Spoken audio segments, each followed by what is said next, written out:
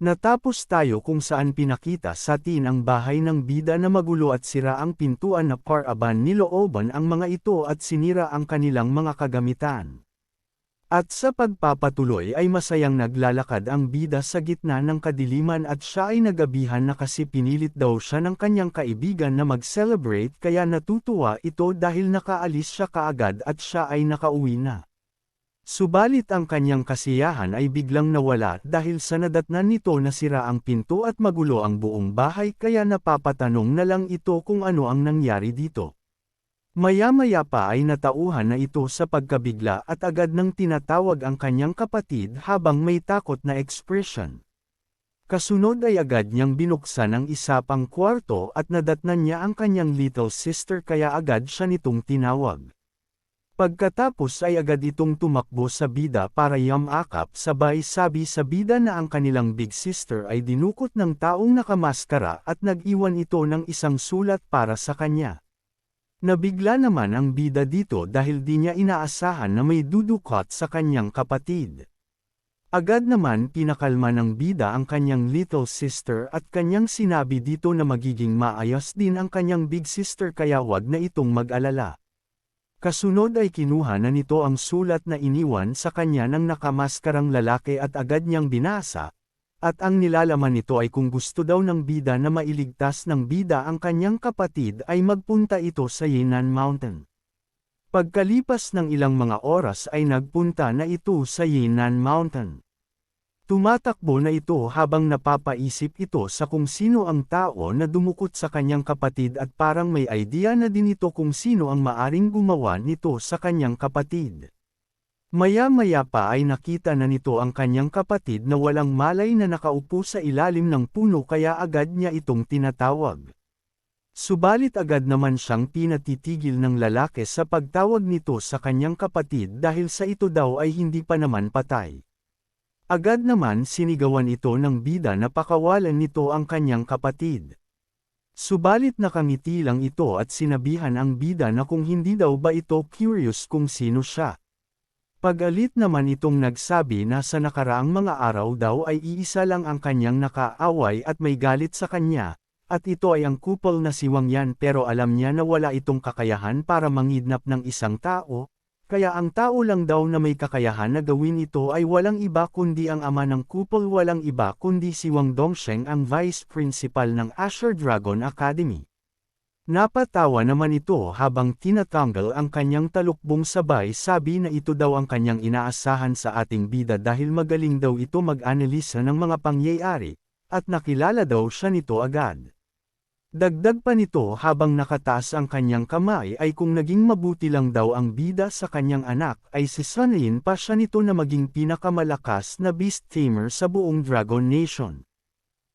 Dagdag pa niya habang nagpapalabas ng malakas na aura ay subalit hindi daw naging mabuti ang bida sa kanyang anak bagkus nagawa pa niya itong saktan kaya karapat dapat daw na mamatay ang bida.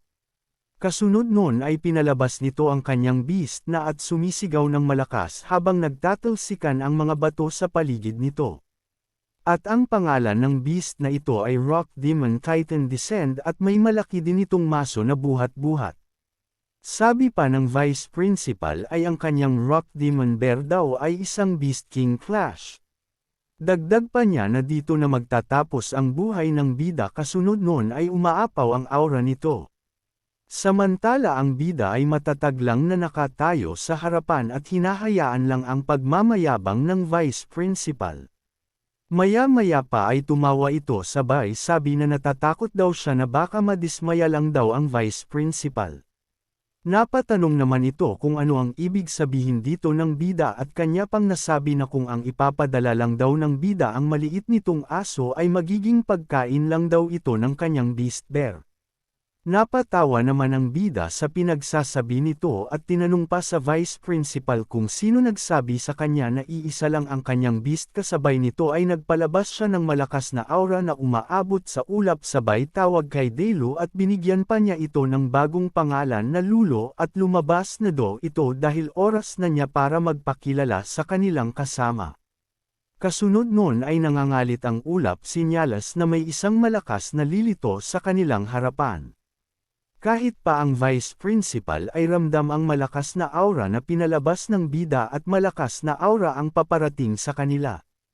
Kaya pinagpapawisan na lang ito dahil di niya alam kung ano ang malakas na nilalang ang lilito sa kanyang harapan.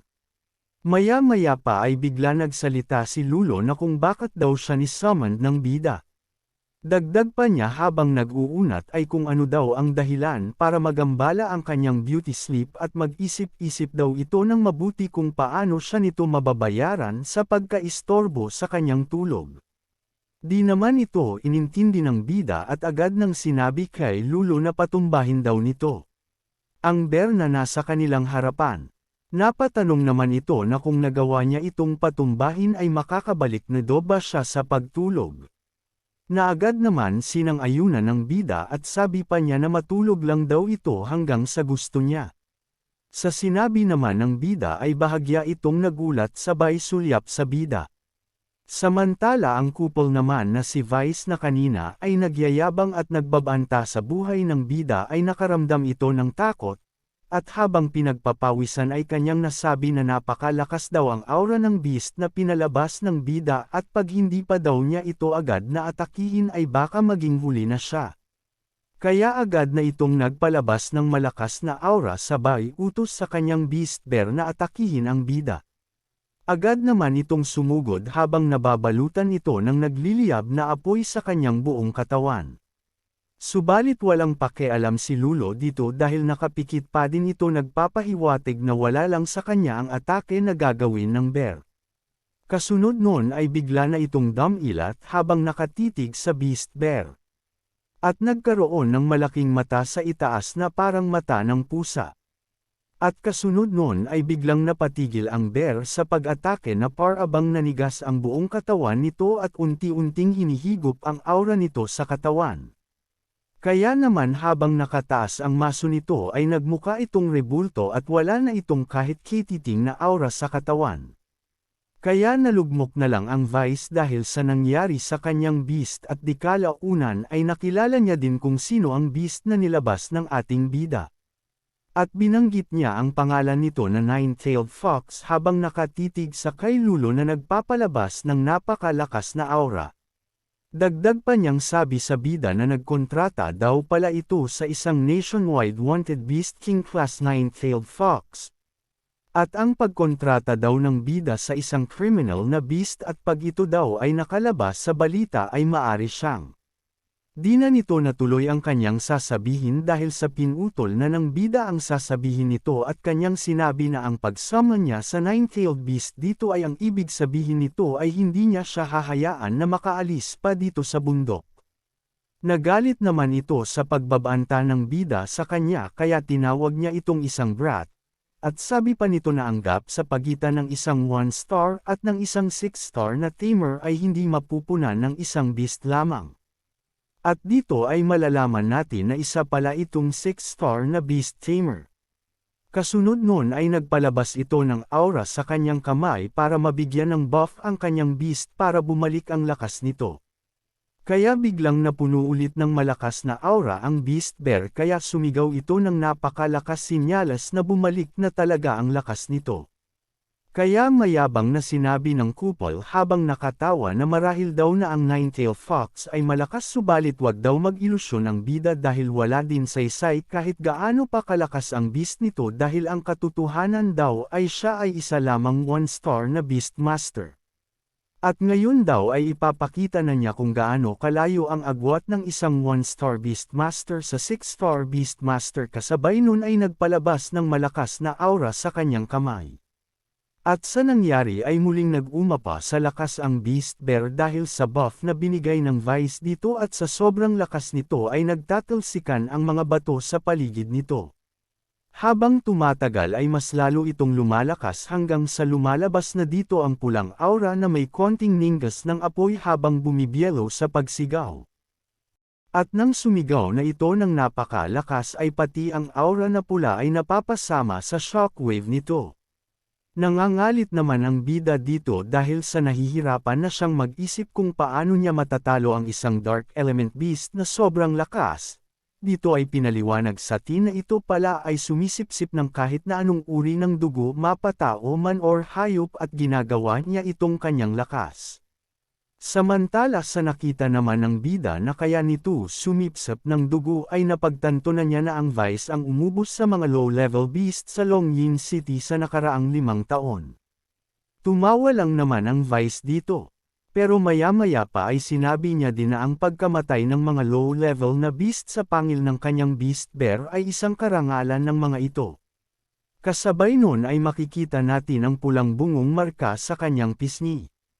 Agad naman itong nakilala ng bida na ito ang Red Skull Guild. Dagdag pa niyang paliwanag na ang Red Skull Guild ay notorious guild na specialized sa Dark Element Beastmaster at ikinukonsidera itong evil terror organization. At ang Red Skull Guild ay kabilang sa 5 Great Dark Guild. Kaya sinabi ng bida sa Vice Principal kung ano na lang ang sasabihin ng buong mundo kung malalaman nila na ang Vice Principal ng Asher Academy ay isa sa tauhan ng Red Skull Guild. Sinabi naman nito ang kaparehas ng sinabi ng bida na ngayon daw na na-expose na niya ang kanyang sarili ay hindi na niya hahayaan ang bida na makalabas pa dito sa bundok. Maya-maya pa ay nagsalita si Lulu sa kanyang master na ang kasalukuyang enerhiya ng bida daw na nakareserba ay sobrang mahina para sa kanya kaya din ito kaya na makagamit ng kahit anong techniques na panglaban. Sa kanyang pag-aalala ay ngumiti lang ang bida at inilabas nito ang pil sabay sabi na wag itong mag-alala dahil hindi daw siya pumapasok sa isang laban kung di niya nasisigurado ang kanyang panalo. Kasunod nun ay agad na niyang kinain ang pil. Pagkalunok dito ay may bahagyang aura na lumabas sa kanyang bibig. Na hindi kalaunan ay lumabas na ito sa kanyang buong katawan kaya napapasigaw siya sa lakas na kanyang nararamdaman na pumapasok sa buo nitong katawan. Pero di natakot dito ang Vice at kanya pang sinabi na ito na daw ang katapusan ng bida sabay utos sa beast nito na sumugod. Agad naman itong sumunod kaya nangangalit ito habang sumusugod sa bida. Ngunit matikas naman sinabi ng bida kay Lulo na umatake na din ito. Na agad din naman itong sinang-ayunan kaya naghanda na din ito para sumugod. Maya-maya pa ay nasa harapan na nila ang beast bear na nakahanda ng hampasin sila gamit ang malaki nitong sandata. Kasunod nun ay sinigaw ng bida ang katagang transform. Kasunod nun ay unti-unti nang nagbabago ng anyo si Lulo sa pagiging totoong fox. Na hindi kalaunan ay tuluyan na itong nag-transform sa nine-tail fox. At tumingala ito na parabang naghahanda ng isang atake kaya ang mga aura sa paligid nito ay napupunta sa itaas at parabang nagtitipon-tipon sa itaas.